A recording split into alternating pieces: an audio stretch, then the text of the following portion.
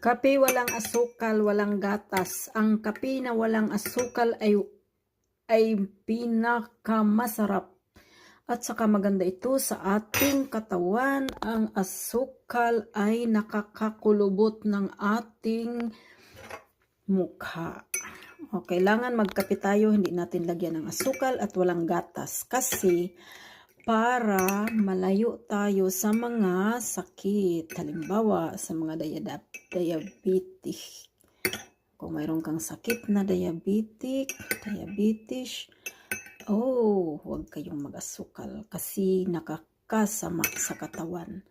Kailangan mag-aral tayong magkape na walang asukal at walang gatas. Masarap. Sa una lang ay hindi masarap ang lasa, hindi maganda. Pero sa katagal-tagalan ay okay na. Pwede nang magkape na walang asukal at walang gatas. Okay, thank you for watching.